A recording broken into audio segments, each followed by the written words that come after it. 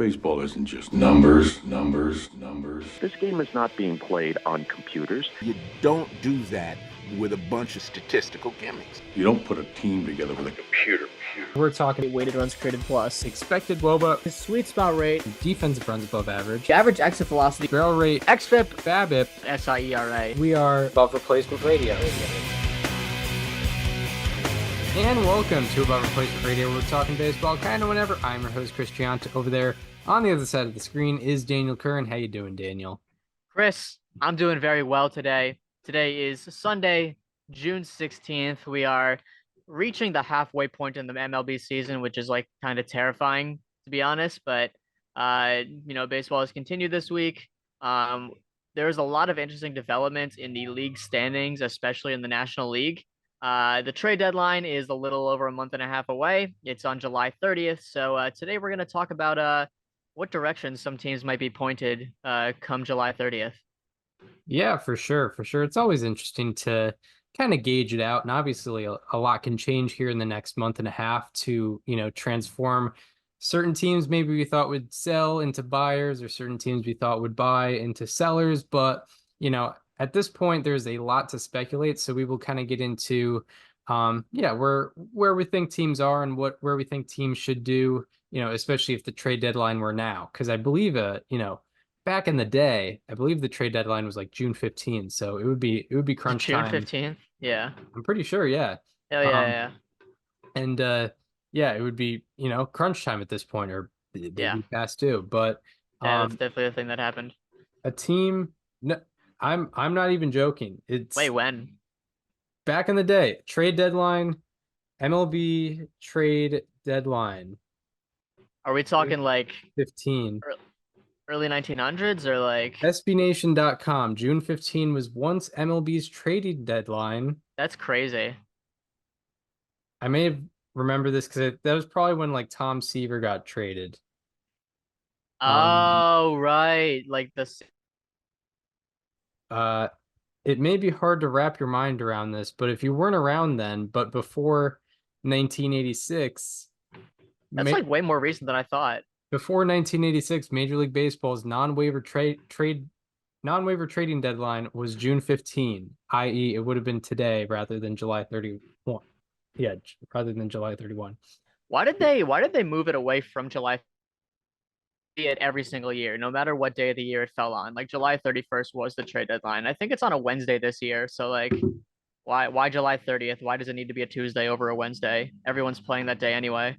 I think it largely depends on when the year starts. So since it started on March 28th this year, maybe it was earlier because I remember they pushed it back when the lockout happened. It was like August. Yeah, well that made sense because that was also just such a weird year. Right. And I remember in August 1st as well. Also, it's a Tuesday instead of a Wednesday. Yeah, I believe so. There's a lot less Tuesday day games. So I think sometimes they wanted to avoid the players getting traded during the games. That's fair. Being traded during the game. I forgot about that. Good point, Chris. Yeah, but June 15th. I did not know it was June 15th. That's very fascinating. Yeah, I think I just remember that photographic memory. I remember reading on an MLB Network scroll of like at some point June 15 trade deadline, and it's stuck in my brain. Partially because I have a family member who has a birthday that day, so I think that's why I remember it. Of course.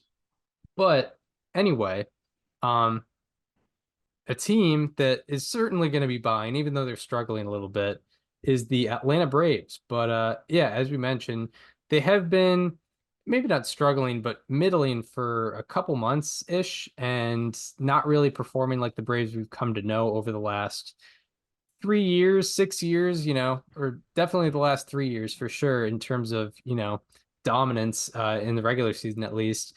But yeah, the Braves are 18-21 in their last 39.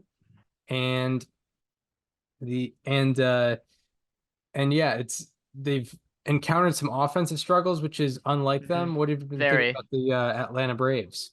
I actually went back to a more recent sample since May 15th, which is essentially a calendar month's worth of baseball. They're 12-17, which is the third lowest record in the National League over that span, above only the Colorado Rockies and the Chicago Cubs. So the Marlins have a better record than the Braves over the last month. So the big issue is the offense, which is certainly, a bit weird because they've scored only 111 runs in this span. That is the third lowest also in the National League, trailing only the Marlins and Cubs. So the Braves have not been the team that we're used to seeing. And if you look at the season wide numbers, that's kind of been the theme. Like Marcelo Zuna has done very well for them this entire season, but everyone else, from a season wide standpoint, just hasn't been the people that we're used to. Unfortunately, they lost Ronald Acuna Jr. to an ACL injury, but he really wasn't the same. He only had a 716 OPS. The only hitter that has an OPS above 800 right now is Marcelo Zuna. Matt Olson, Travis d'Arnaud is at 744. Jared Kelenic at 738. Ozzy Albies is at 723. Austin Riley, who I mentioned recently on a slate alarming, was at 676. Michael Harris II, who unfortunately just went down with an injury, was at 676. Or sorry, that was Harris. Harris was at 653. Orlando Arcia is at 618. Adam Duvall is at 575. So they really have not gotten much production. Sean Murphy, who has been hurt this year, but also you expect a lot more from him. So really the only person they've gotten consistent offense out of this year has been Marcelo Zuna. And Olson's been picking it up. He has a 144 OPS plus over the last month or so. So, he is doing a lot better, but overall, yeah, I mean, we just have not seen the usual offensive production from so many Braves hitters that we're used to seeing as, premier hitters in the league. Yeah, for sure. And the easy narrative there is like they haven't had Acuna for a while, but Acuna also was taking large steps back in his performance before he even got injured. His strikeout rate was back to what it normally was before last year. And yeah, as a consequence, all his rate numbers went down. He was at like a mid 700s OPS before he eventually went down. Of course, that would be due to go up, but it kind of just signifies that even, their best player was still, not necessarily performing up to par. Yeah, and I think there's also just some underlying things that have gone in the wrong direction for them. And I will say, like, 2023 for them was such a high standard to live up to and probably wasn't going to be replicated, but there are some steps back. From 2023 to 2024, their average exit velocity has dropped 0.7 miles per hour, and their barrels per batted ball has gone from 11.9% to 9.4%, which, yes, those Still very good. Those are small numbers, but given the sample size of it being an entire team, that is pretty significant. So, that stuff is going in the wrong direction.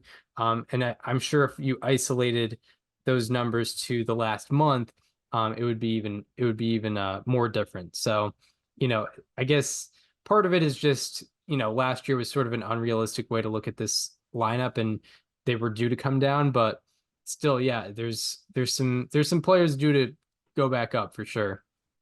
No, absolutely. I mean, there's a lot to expect still out of this lineup, and they're 8 games out of the division after the Phillies, I believe, lost yesterday to the Orioles. The Braves have won 3 in a row, so they are starting to, in a small sample size, get back on track. They won the series finale against the Orioles this week, and then have taken the first 2 from the Rays this weekend in the Trop. So things do appear to be maybe looking a little bit better for them. But going back to the span since May 15th, they're tied for the 5th lowest walk rate in the majors. That's obviously not super like them. They only have a 288 team OBP. They also have a 155 ISO as a team, which is middle of the pack. So, normally when we think of the Braves with their ISO, not top 5. So they're not slugging the same way that they normally do. They're not walking. Yeah. Yeah. And luckily for the Braves, I think their pitching staff has really, picked up the slack in some way, not necessarily to put them in first place or anything, but they've kept them definitely treading water. Not that the offense has been necessarily a complete Oh, disaster, for sure. Yeah, I'm but Ryder, but his absence hasn't really. Ronaldo Lopez and Chris Sale have both stepped up in a huge way. yeah, for sure, for sure. Yeah, their starting staff, at least underline wise, is really good. Their starting pitching FIP is third in baseball. So yeah, they're looking really good. And I guess it provides some optimism that even if the offense isn't necessarily going all the way, they can still, win some ball games and still kind of at least tread water. And yeah, I mean, the Braves team is so talented that even them at their worst is a playoff team. So, Yeah, they're it's just the it's a real trouble in paradise thing where, you know, it it's a problem that this the level they're at is a level where a lot of teams wish to be. I mean, for what it's worth, their team OBP since May 15th, 288. That's the same as the Chicago White Sox. Yeah, That's right. that's never something that's never something I thought I'd say over the course of a calendar month this year. No. Yeah, indeed, A indeed. lineup consisting of like Zach DeLoach, uh, Paul DeYoung, Nicky Lopez, Martin Maldonado has the same OBP as a lineup with Austin Riley, Matt Olson, Ozzy Albies, Yeah, Marcelo Zuna. right. Yeah, it's pretty wild. Anything more on the Atlanta Braves? Yeah, I mean, I think the Braves are in a fortunate enough position where the NL is so mid this year that like they could literally just play 500 ball the rest of the year and still comfortably probably make the 4th seed in the National League, which is probably not a great state of where. That's a conversation for another day. Things are fine. Maybe they're just like very intentionally doing this where they're so sick of winning the division, getting that long break between playoff games, so they're just making sure they play series. Yeah, right. That's it. They need to. Marcelo Zuna was assigned of making sure we win enough games to make the playoffs, and everyone else was make sure it's enough to where the Phillies take the division, Yes, so indeed, we indeed. can go on the road and beat them. And Acuna didn't really tear his ACL. He's just he was told to take a fall so that they can take the World Series this year. Without any warning, he's going to be added to the playoff roster ahead of Game 1 of the wild card series Yes, yes, indeed. against that would be what like the NL Central winning team. Yeah, come on. Right. Yeah, and everything being said, the Braves are on pace for 91 wins Or this year. no, wait, it'd be the 5 seed, the Yeah. Padres. Yeah. So yeah. Yeah. But yeah, all that being said, Braves are on pace for 91 wins here. I'm sure they'll win more than that still. But yeah, just a little bit of weird stuff going on. But yeah, speaking of contenders and playoff implications, yeah, we got to talk about some buyers and sellers here, or where we think teams are and what we think they should do. Where should we start here? Let's start in the AL, and we'll start with the first team out of the playoffs. This team has had a lot of very interesting trade deadlines, and by interesting I mean no one really knows what they do. Let's talk about the Boston Red Sox. It's the first year with new front office ship because Heimblum is out, Craig Breslow is in. The team is 2.5 games out of a playoff spot. They have been 500, I think, 17 different times this year, with a chance to make it 18 if they lose to the Yankees tonight. The last couple years they have not really taken a direct stance on buying or selling. So I think it's interesting to see if there's answers to that this year. Yeah, for sure. And I feel like, I mean, granted, people have hated what has gone down in the 2022 and 2023 trade deadlines for the Red Sox, but they are record-wise in about the exact same position as they were at those points, where it sort of made sense. Not that it's always justified to stay put, but if you're going to stay put, that's the position you sort of have to be in, is sort of in the playoff mix, but not really not really looking like your favorites to be in the playoffs, but you still have a chance. That's like the only justification to maybe be staying put. And much like the past, or much like last year, the Red Sox wouldn't really have a whole lot to move at the deadline. The biggest one for me is like Nick Pivetta, who's a free agent next year. So maybe they ship him off, but I Yeah, that's question. probably who you're getting the most value for in a selling standpoint. Yeah, exactly. And even then I sort of question the value there, but yeah, as a Red Sox fan, I'm not pushing the buy button. I'm not getting close to that yet because yeah, I mean, based on how this team is built, there's really nothing that can lead me into thinking that they're going to be a World Series contender this year and worth, compromising any bit of the future for I could this upcoming year. I could totally see the Red Sox doing the thing where they just don't really make any moves and they pull the real trade deadline acquisitions are the guys coming off the IL. That thing that, there's at least one team that does every single year because Tristan Casas is currently on the 60-day IL. He's eligible to come back on the 21st, which is soon. And there was a lot of optimism that maybe he could come back on that date, but I have some doubts. The most recent report of him, according to Fangraphs, was that on the 13th, which was 3 days ago, he began taking slight swings off a tee, which doesn't signal you're back in 8 days. Yeah. So who knows when he's back? But there's also like Vaughn Grissom just got hurt for them. Wilyer Abreu went down for them. You had Trevor Story's not coming back. Those are really the only offensive additions that are coming back. And to be honest, it's probably it in general. The pitching has been its biggest strength. Their biggest strength this year, especially the starting rotation.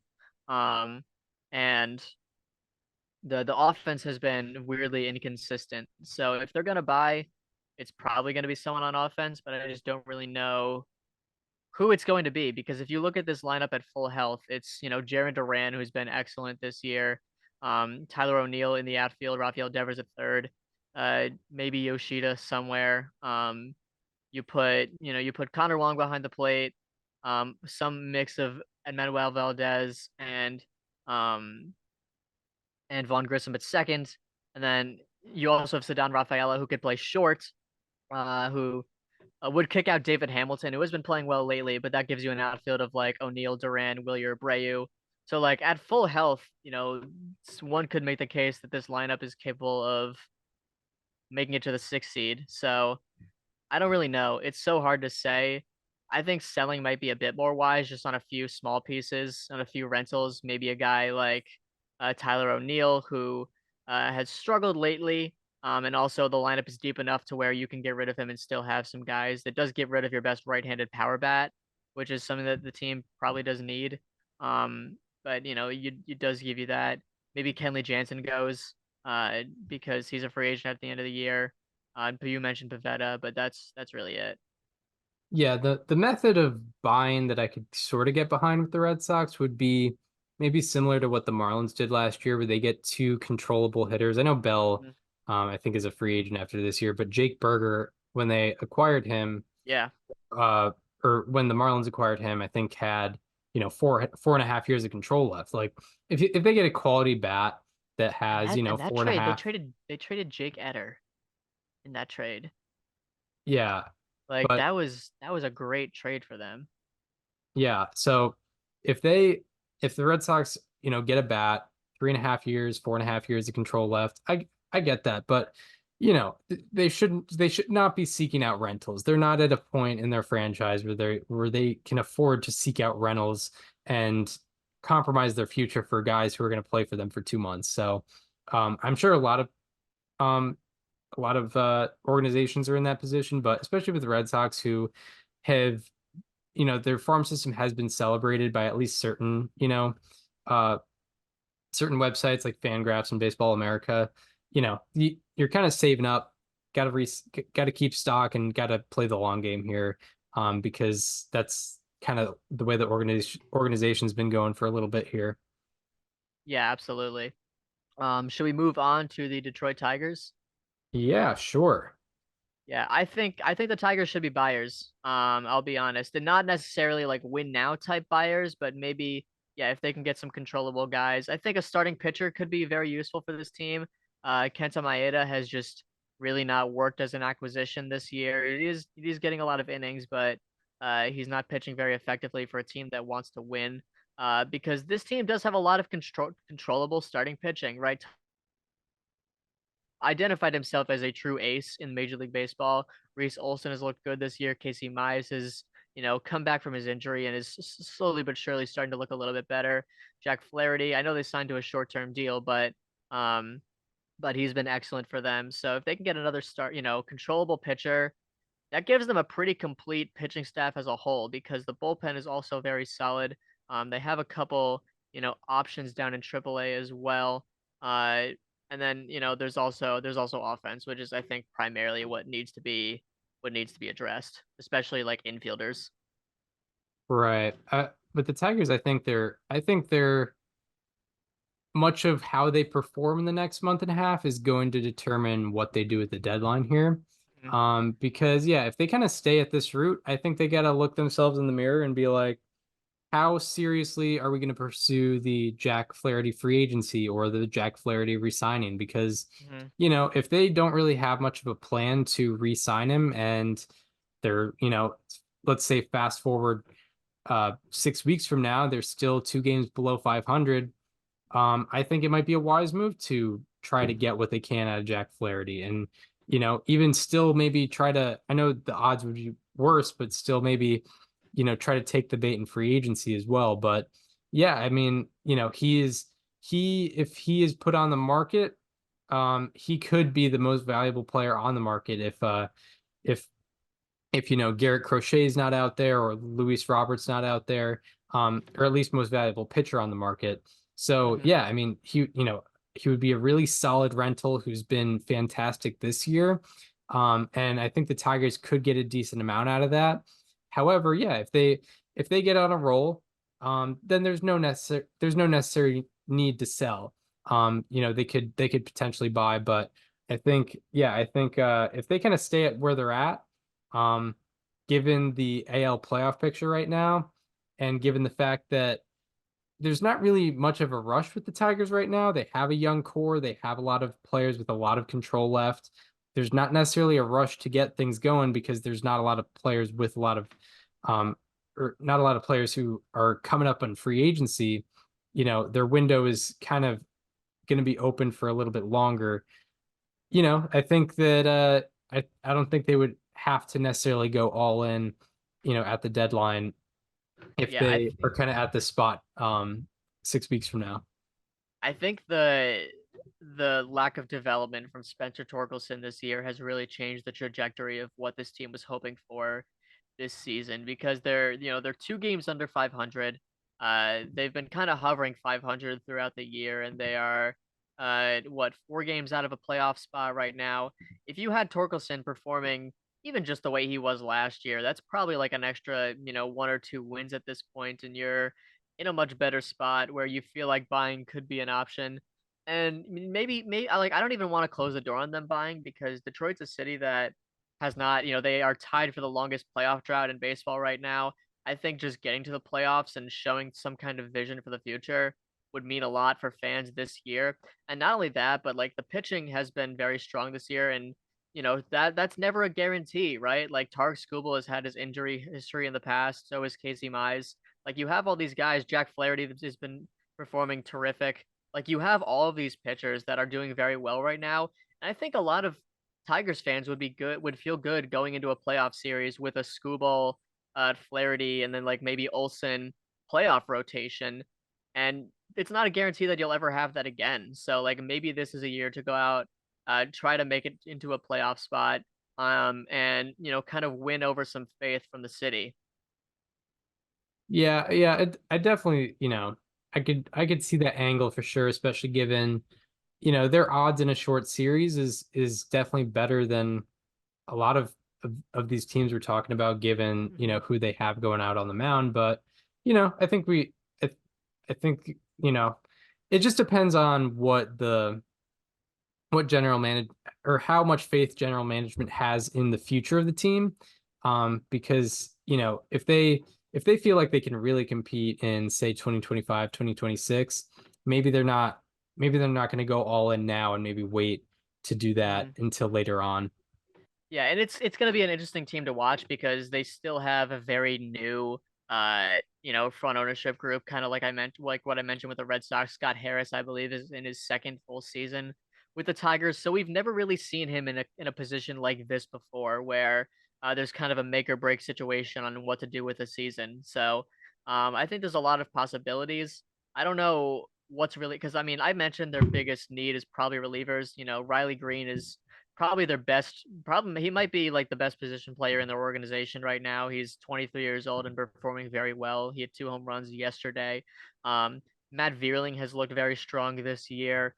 There's also, you could move Mark Canna to the outfield if need be. But yeah, infielders are definitely the biggest need for this team because, I mean, Javier Baez I think he's on the injured list right now. Terry Carpenter, another outfielder, also on the injured list. I don't know how long that is for. Please hold. Yeah, I believe he got on there Back like injury. somewhat recently.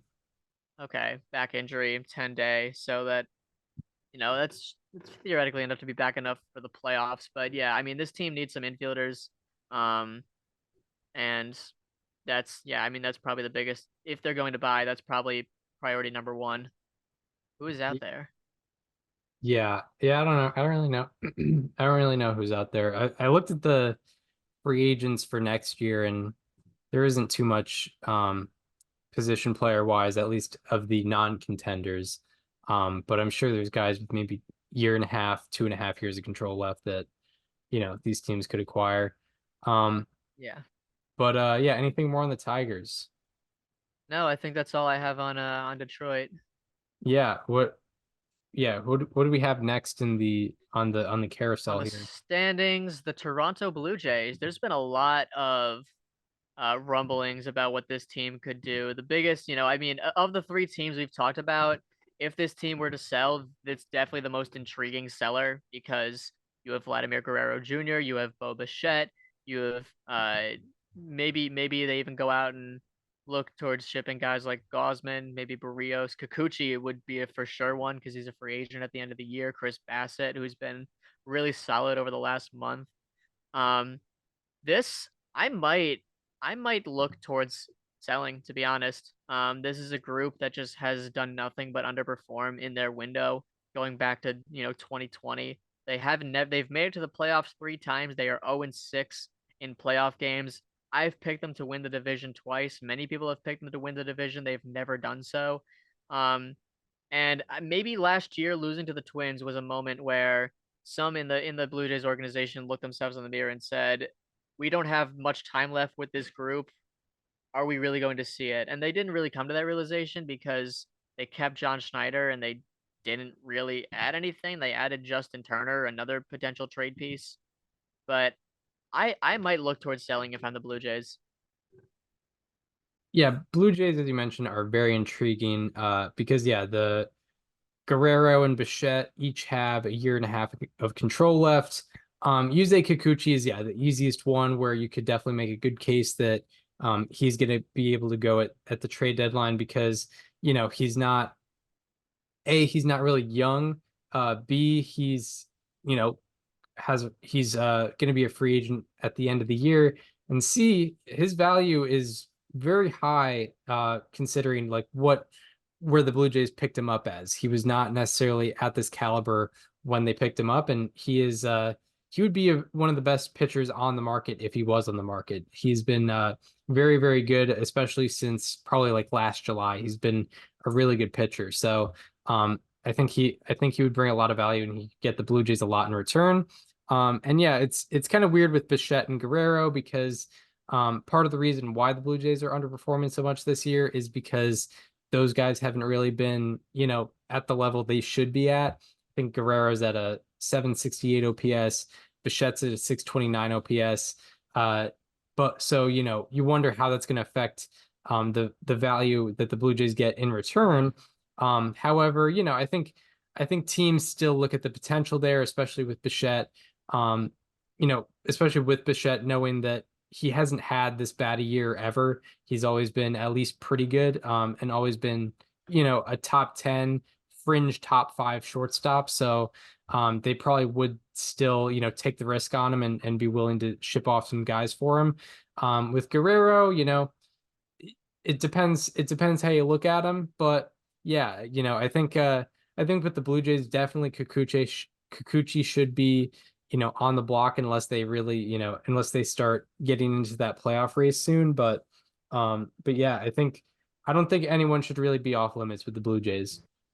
Yeah, I mean the only guy that I look at least in like the starting lineup that I think like I would hold on to this guy is like maybe Dalton Varsho because he's very controllable. He can, do it on both sides of the ball. He's a good base runner.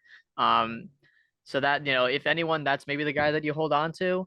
But I don't think you don't listen to trade offers on him. But yeah, maybe Bichette also just because I feel like at this very instant, well, first of all, I think he just went on the IL. Oh, okay. So definitely don't trade him now. Oh, he's day to day. Sorry. Okay, never mind.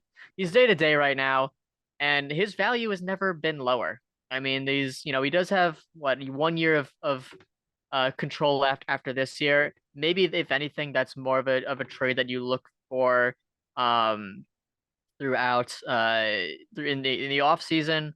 That's maybe something more that you consider at that point. But I mean, I don't know how much longer this core has in terms of its competitive window. Because yeah, Vlad is a free agent in a couple of years, Bichette is a free agent in a couple of years. Unfortunately, the long-term commitments that this franchise has made outside of Kevin Gausman have not really gone according to plan, right? George Springer he's got 2 years left after this one and has started struggling. Chris Bassett, they owe another 22 mil to after this. Jose Barrios, they owe a lot of money to for the foreseeable future, and he's struggled over the last couple of months now. So yeah, I mean it's kind of hard to say what you can really expect from this team in terms of how much longer they're going to be competitive. But I think whatever that, it's hard to imagine at any point they won't be looking up at the Orioles in the standings. Yeah, exactly. Or even Yeah, the and Yankees. Yeah. And Um, like I think to Blue Jays fans, like just getting to the playoffs is not good enough because that's all that they've seen from this group.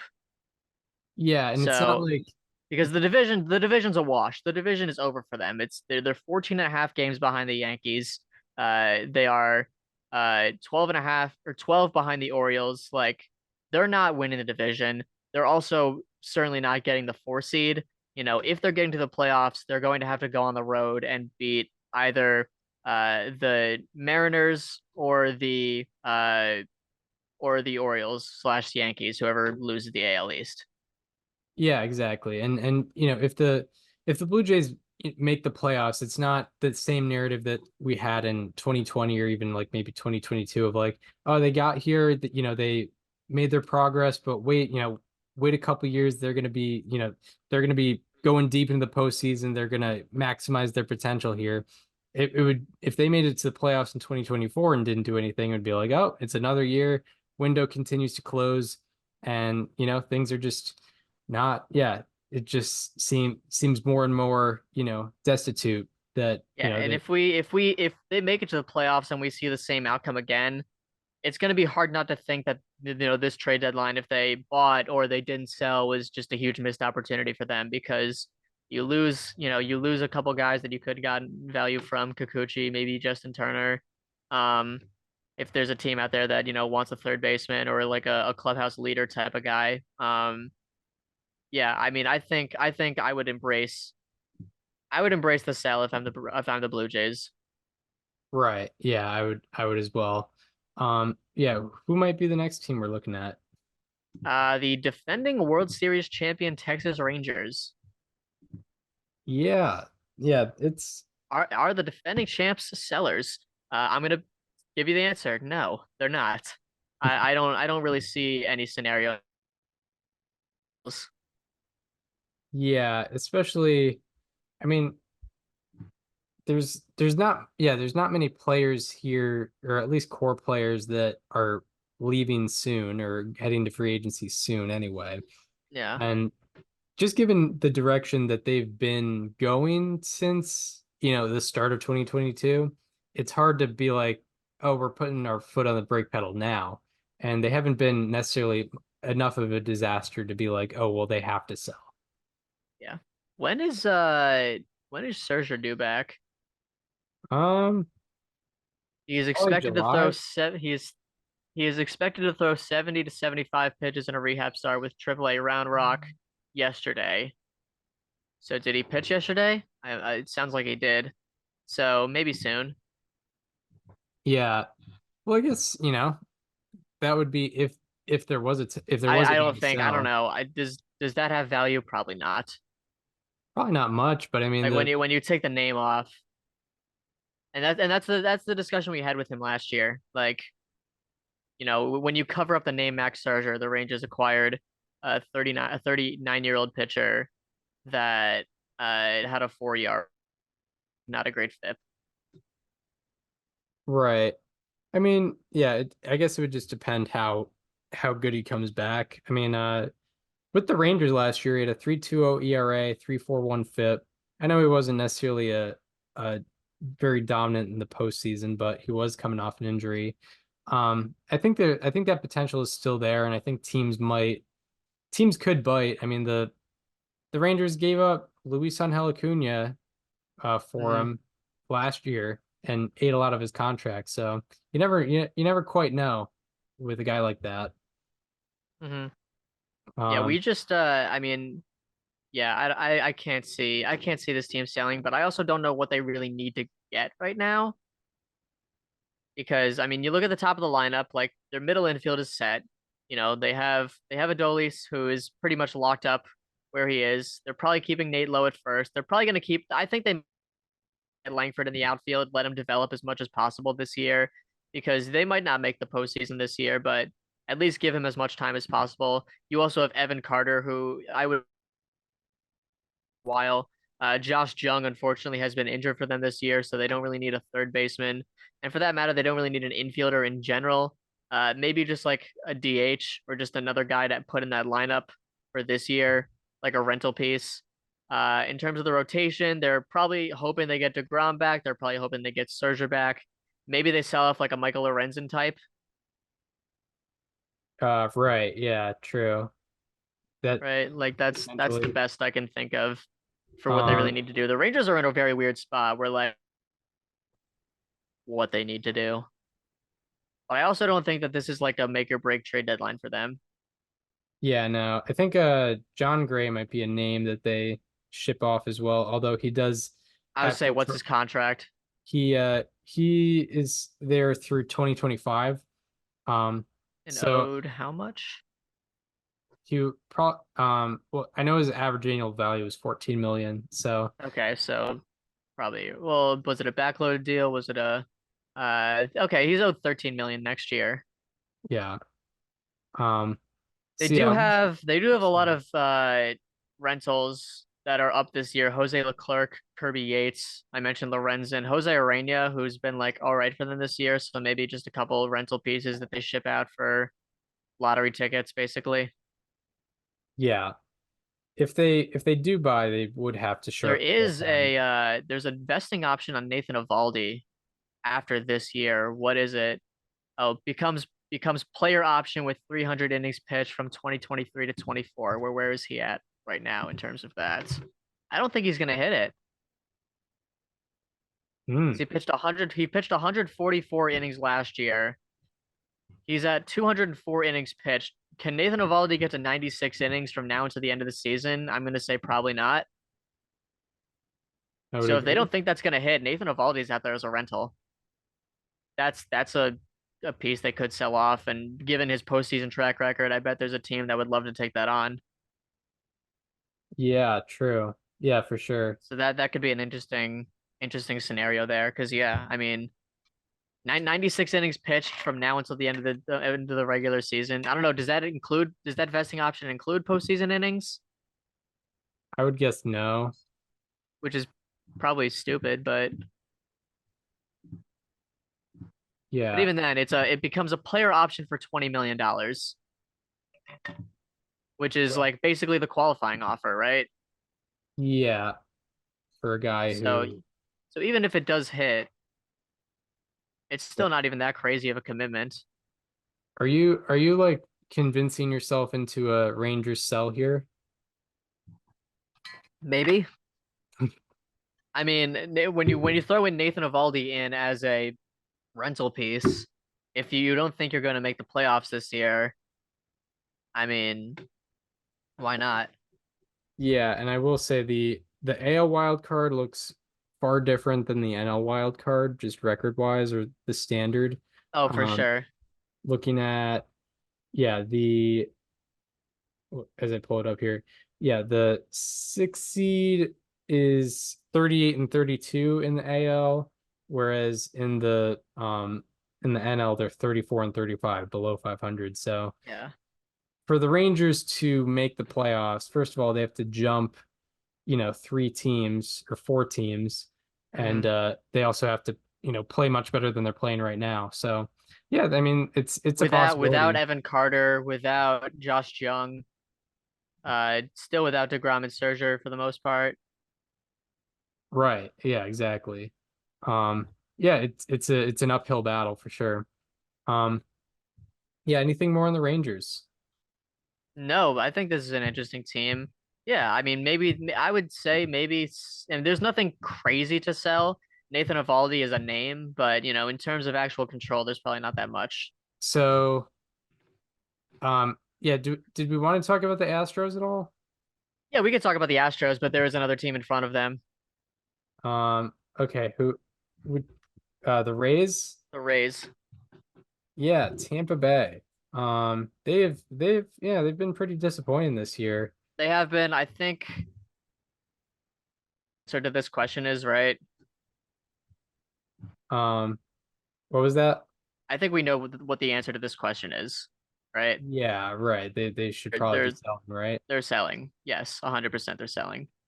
Um, in terms of what they sell, um, that is a fantastic question. They Yeah, have, go ahead. yeah. Well, yeah. With the Rays, they're such an interesting team that you never really like year after year. We never know what are they buying? Are they selling? Like was like we'll see their moves and be like, oh, we don't know if this is a buy or sell move. Like I remember Mhm. whenever they got whenever they made that trade to get I think Tommy Pham from the Cardinals or something, we were like, I don't know, is this a buy? Is this a sell? It was a weird move, um but yeah, so I could just see them doing like a retooling thing because 100%. just looking Yeah, at it's like when they traded Jose Caballero or they traded Luke Rayleigh for Jose Caballero, like they're getting, big league pieces for big league pieces. yeah, because just looking at their salaries right now and seeing like there's not really anybody that's a free agent, particularly next year. They don't have any Mhm. rentals that they're going to ship off. Maybe I mean Brandon Lau, but I'm not sure what value he's necessarily Yeah. bringing right now.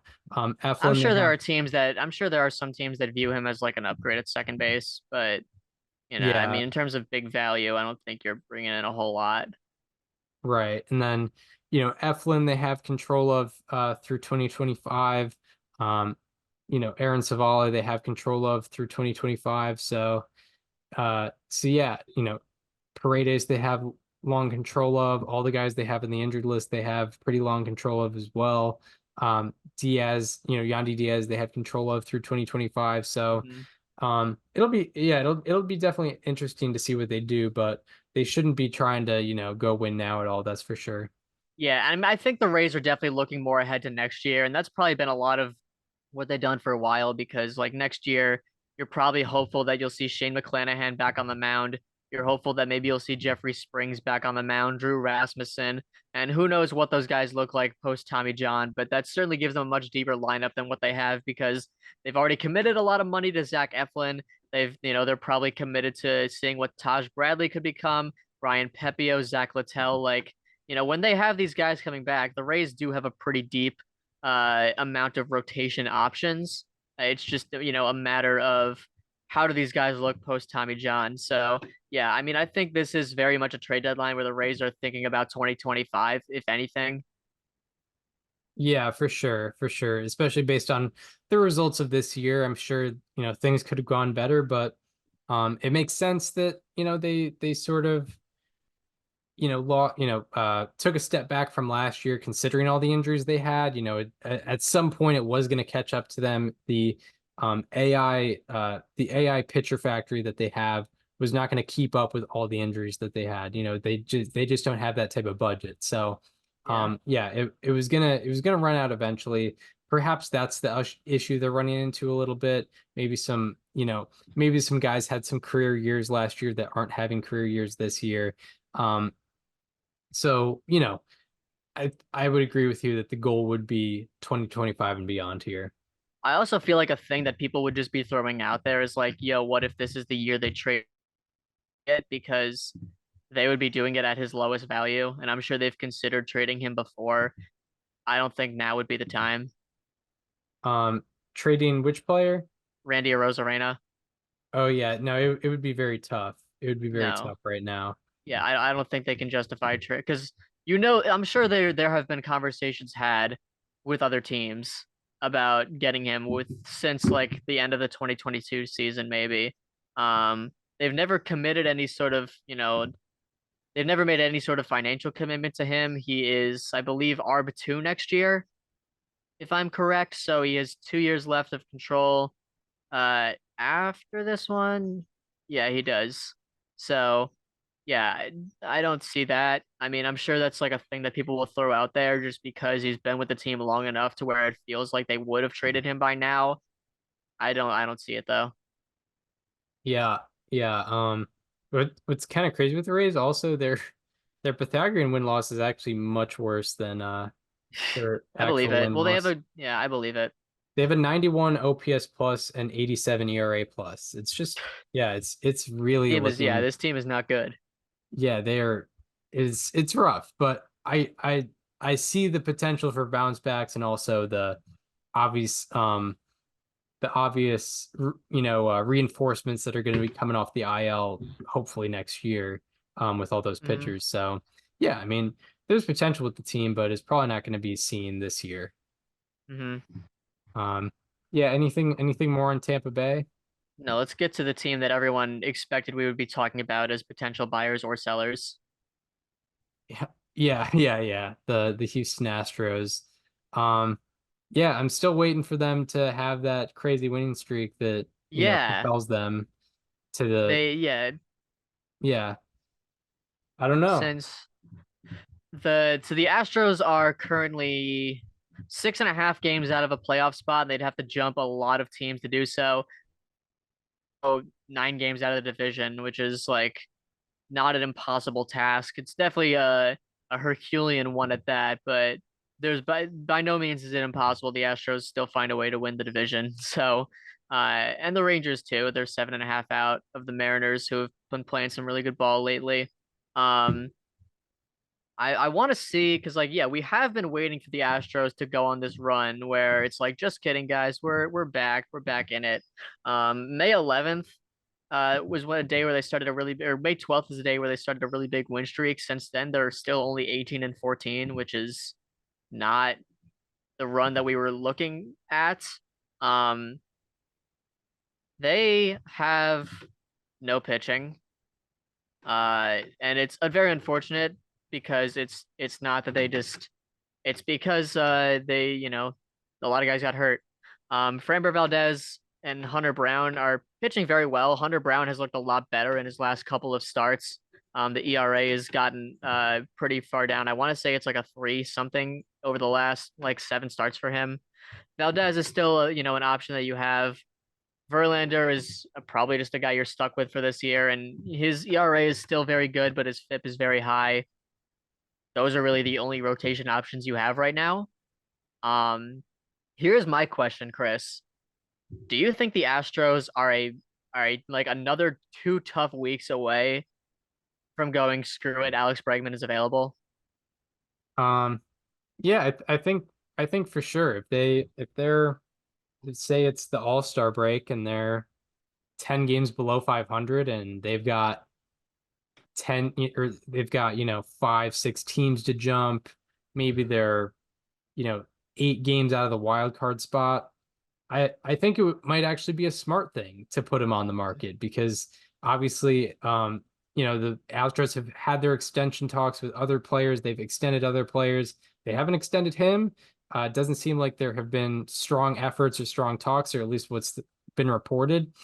And it seems like things are pointing to the direction of them sort of splitting apart after the season ends. So why not try to get something out of him if they're not going to be competing as contenders this upcoming year or this year? Yeah. And we talk about the rotation, and that's been really the topic of their struggles all year. But like, look at the lineup right now. Like, you have Altuve, Bregman, Yordan Alvarez, Yainer Diaz. Kyle Tucker's hurt right now. But it doesn't seem like a long-term type of injury. What is it right now for him? It's a lower leg injury. He's yet to participate in on-field activities, so he's going to be out at least another few weeks. But after that, it's John Singleton, Jeremy Pena, Mauricio Dubon, Jake Myers, Trey Cabbage. And I know that you looked at Jake Myers on How About That a couple weeks ago, but his offense has regressed quite a bit. Like, this is not a playoff lineup at all. The first 4 to 5 guys with Tucker in there, sure, that's what you want, but like 6 through 9, that's not a playoff lineup. I'm sorry, it's not. Yeah, definitely on paper. And Chas McCormick has definitely fallen off from what he was last year. He's made last year look like a bit of a fluke. And yeah, their team OPS plus is the same as it was last year. However, I definitely agree that I don't have as much faith in this lineup considering, Myers, Myers, both on the surface and under the surface has regressed way back to the mean over the past few weeks. Jeremy Pena, I think, has been struggling a lot over the last month or so, just, observing slightly alarmings, doing research for that. Not that he's my slightly alarming, but Yeah. I have seen that. Yainer Diaz has not been the offense producer that, we thought he could be. And yeah, they have a big hole at first base. They've released Jose Abreu, and John Singleton is not necessarily much of an apt substitute either. So yeah, there's definitely, considering what we've thought about the Astros lineup before, when they were winning championships or contending for championships, it seems a lot different. It does seem a lot different. They also just released Jose Abreu, admitting, kind of accepting the loss on that contract, which means John Singleton is the full-time first baseman for them at this point, in 2024. Yeah, I mean, I think the big one is saying screw it, Alex Bregman is available. That's probably the only major move that I see out of this team. I don't know if buying is the right move right now because this team, who are they gonna get and who are they gonna trade? Because they don't have a farm system. I don't think they're gonna do a retool because they don't have major league assets that don't make much sense to sell for other major league assets. I think the extent of this team's activity might just be, at the very most, being like, you know what, I don't know the future here. Let's see if we can get something for him. Yeah, I mean, as you mentioned, with the potential, potential to buy with the Astros. Yeah, who are they going to ship off? There's not much there. Fangraphs has them ranked as the 29th best farm system in baseball. Whatever value they had in the farm system, they got rid of for the, in the Justin Verlander deal last year. Which was just, what are you doing? Yeah, it definitely ended up being counterproductive for sure. So yeah, I mean, I think legit, not even saying it as a thing of like, oh, it's a possibility. I think it could be a smart move to have Bregman at least available and have talks to see what you get out of him because he's still one of the best third basemen in baseball. So I'm sure teams would be willing to, at least give them a little bit of something for Alex Bregman. Anything more on the Astros? No, I mean, I think we are 1 or 2 bad weeks away from saying Astros might be dead, which is pretty crazy. Nothing that any of us ever imagined we'd be saying in June or early July. Yeah, for sure, for sure. I think as we said before, we knew it would happen at some point, but maybe not now. Maybe not now would be the time. Dana Brown is yeah. I do wonder how they feel in hindsight about firing James Click after the World Series. Right. Yeah, for sure. That was quite the burning topic of the baseball world after 2022. So, Because immediately after was when they signed Jose Abreu, yep. which Yeah. now I've always been pressing on like the GM is not the one that really controls the big signings. It's the owner, and also like in hindsight, could you really have seen the Jose Abreu contract going this bad? Absolutely not. I mean, he was a model for consistency on offense pretty much every season. Yeah, exactly. And like I know bagged him because we thought, he was overrated because he drove in a lot of runs, but still like even with the, quote unquote nerd numbers with OPS plus, OPS, he was really, really good year after year. I mean, 2021, 124 OPS plus. The year before he was signed, he had a 134 OPS plus in 157 games as a 35-year-old. Yeah, I mean, he almost had a 400 on base percentage. He hit 304, and then yeah, and in a non-offensive year had an 824 OPS. So yeah, it was kind of weird to see. It was definitely a sharp decline from what he was before the season. So I can't fully blame the Astros on that for not foreseeing that. No. Yeah. So, but still, yeah, it's a lot of things have gone in the wrong direction for the Astros. So I think that's what's led them into the position they are in now, which is the position where they might let go of Alex Bregman. Who knows? Yeah, anything more on the Astros before we wrap up? No, that's kind of it. But yeah, the Astros definitely a team that I think a lot of eyes will be on this trade deadline in terms of, are they dead for real? Yes, yes, indeed, yes, indeed. That could happen. But yeah, now we will transition from our we'll transition into our players to highlight, where we will be talking where we will be starting with the lows, so we end with the highs. And it's talking about our Sunday, June 16, 2024 edition of Slightly Alarming Statistics. He's been barreling up the ball way less. He's not missing bats. He's not getting the ball on the ground, and people are hitting it in the air more. It's been so bad. He is getting Slightly alarming. Yeah, so for my slightly alarming today, I am talking about a guy that was, got off to a really fantastic start to the season. It was was on both of our top 10 positional lists, was on your top 50, but not on mine. Talking about William Contreras, who has been struggling lately for the Milwaukee Brewers. Since May 25th, he is slashing 220, 238, 293 for a 531 OPS, a 49 weighted runs created plus, and minus 0.2 FWAR. Among the 186 qualifiers throughout this span, William Contreras has a weighted runs created plus at 49 that is 15th lowest. Throughout this span, by the way, it's not very hard to find what's going wrong with him. Throughout this span, 37.5% of his total batted balls have been hit under negative 10 degrees. That is, a sharp ground ball into the ground. And yeah, 37% of the time, that's what he's doing. That is the highest rate among the 110 hitters with at least 50 batted balls throughout the span.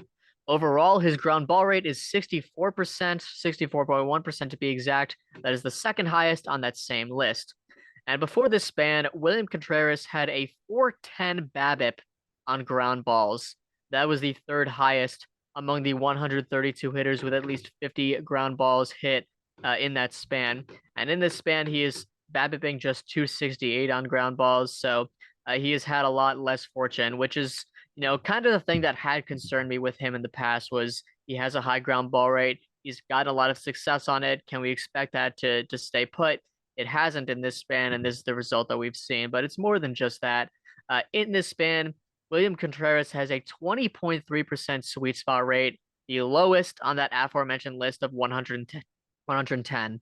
And also before the span, he had a walk rate of 10.9%. In the span, it is down to 2.4%. His swing rate has gone from 46% before the span up to 53.5% in the span. His chase rate has gone from 23.8% before the span to 33.8% in the span. It is risen by exactly 10%. He has also shown a lot of defensive regression as a catcher this year. According to Savant, he has gone from 7 framing runs last year, 93rd percentile, to -3 framing runs this year, putting him in the 3rd percentile. He's also gotten a lot worse at blocking. He was a 84th percentile blocker last year. He is in the 45th percentile this year. So even the defense, the strongest suit of William Contreras' career last year, has kind of regressed this year, and the offense has taken a downward turn, quite literally, over the last 3 to 4 weeks. Yeah, William Contreras. Slightly alarming. Yeah, and I think some of our hesitation on him for 2024 was like, is he going to keep up that defense? You know, is it going to stay the same? Because it was very random, especially, you know, was it a thing of like, oh, did the Braves fix him, or was this just a random year where things happened to align defensively, and maybe that's not going to be him in the long term? So it's looking like it's kind of regressing toward the mean there. My slightly alarming is coming out of Arizona. Yeah, a guy just acquired this year by the Diamondbacks. He was the talk of baseball. You know, him and Blake Snell were the talk of baseball for a long time. Talking about Jordan Montgomery, who has not really performed well at all in his new threads. In 10 starts this year, he has a 6.58 ERA, 5.38 expected ERA, and 4.76 FIP. And out of 130 pitchers with 50-plus innings pitched this season, his ERA is 2nd highest, and expected ERA is 5th highest. His most glaring change from last year to this year is his strikeout rate, which has gone from 21% to 14%. And out of 130 pitchers, his strikeout rate is 3rd lowest, and strikeout minus walk rate is 5th lowest. And pretty much all of it has to do with his efficacy on 2 strike counts, particularly. When you look at his overall whiff rate, overall called strike and whiff rate, it hasn't changed that much, but when you look at it just with 2 strikes, it has been a real issue. With 2 strikes, his whiff rate has gone from 26% last year to 19% this year. His called strike and whiff rate on 2 strikes has gone from 20% last year to 14% this year. And out of 149 pitchers with 200-plus 2-strike counts, his called strike and whiff rate on 2 strikes is 12th lowest. He has also gone from converting 42% of his 2-strike counts into strikeouts to 33%, a 9 percentage point difference.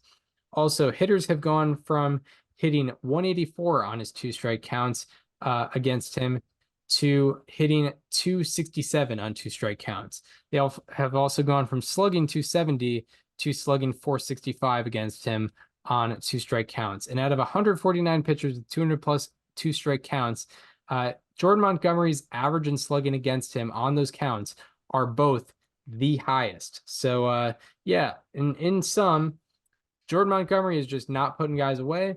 For whatever reason, he's getting to 2-strike counts, but he's not putting them away when those counts arrive. And that has been a large part of the reason why his strikeout rate has gone down so much, and why his run allowance has gone up so much as well. So Jordan Montgomery. Slightly alarming.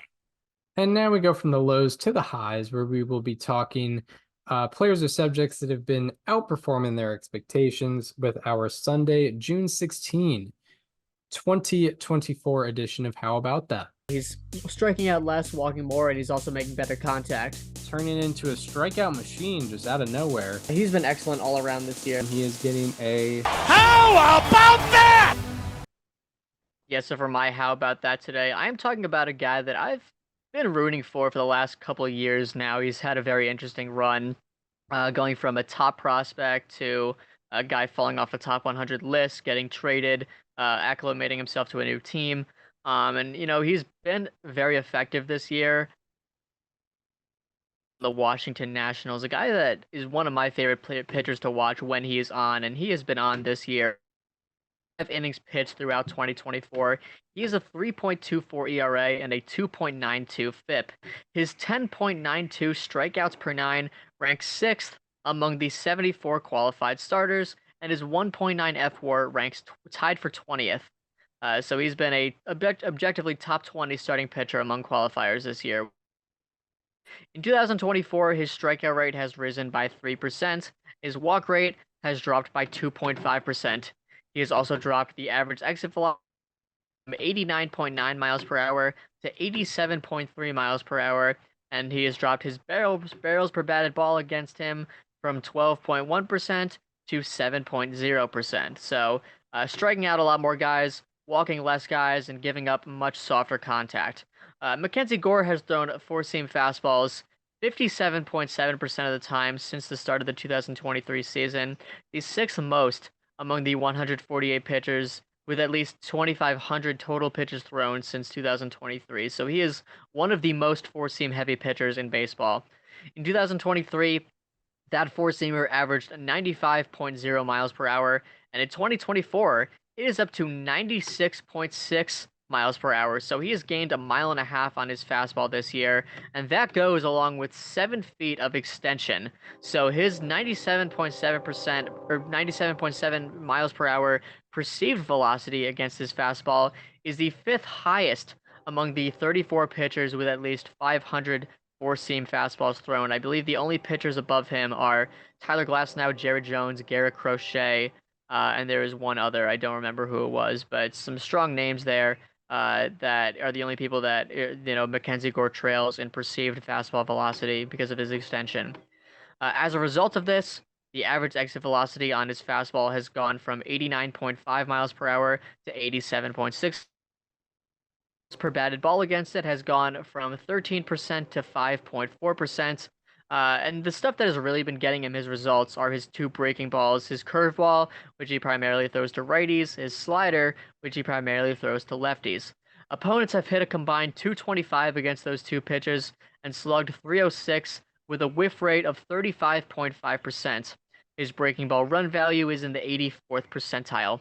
And additionally, and this is maybe the biggest change that Mackenzie Gore has made from year to year, his home run to fly ball ratio has gone from 18.2% this year, or last year, to 8.2% this year, another exactly 10% drop.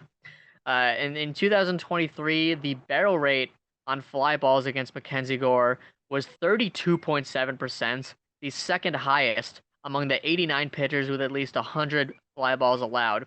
In 2024, the barrel rate per fly ball against Mackenzie Gore is just 15.1%. That is the 5th lowest among the 83 pitchers with at least 50 fly balls allowed. So that's been the biggest difference for Mackenzie Gore. He's giving up much softer contact, specifically on fly balls. Because of that, he's not giving up home runs, which is one of his weaker points last year. Everything else is coming along very nicely for him, and he's looking like a really solid pitcher for the Washington Nationals.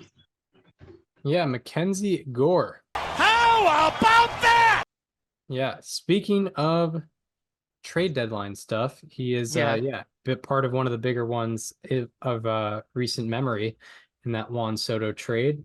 My how about that is coming from the South Side. I honestly don't have too much on him, but he's been doing pretty well. Talking about Andrew Vaughn, who 2 teams off the list. Yes, he was struggling to start the year, but has picked it up over the last couple weeks. In his last 13 games, Andrew Vaughn is hitting .340 with a 10.54 OPS, and out of 181 qualifiers in the span, his slugging ranks 9th and OPS ranks 10th.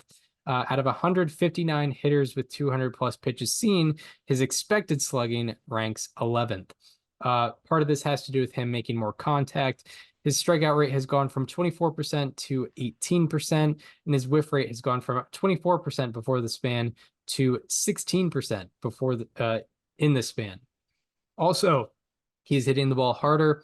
his average exit velocity has gone from 90.8 miles per hour to 93.1 miles per hour, and his barrel rate has gone from 7.5% to 14.0%.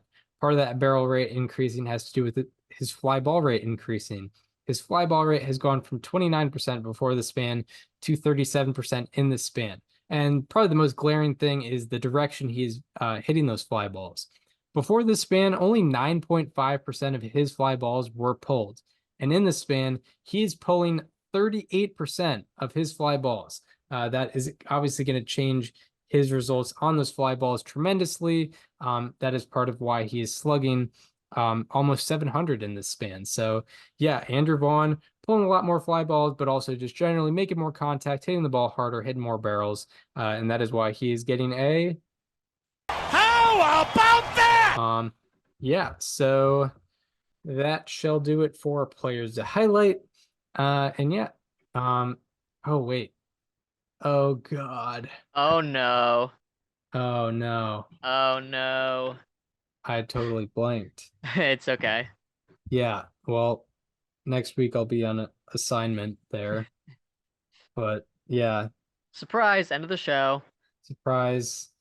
We put in, it was a longer episode as it Yeah. is. But yeah. But yeah, and that wraps it up for this installment of Above Replacement Radio. We hope you enjoyed this one. If you are listening on Apple Podcasts or Spotify and want to watch the conversation as it happens, go to the YouTube channel. It is called Above Replacement Radio. Check out the playlists, guest interviews, all that and whatnot. We've had Chris Rose, Sarah Langs, Jeff Passan, Foolish Bailey, among others, Mike Petriello as well.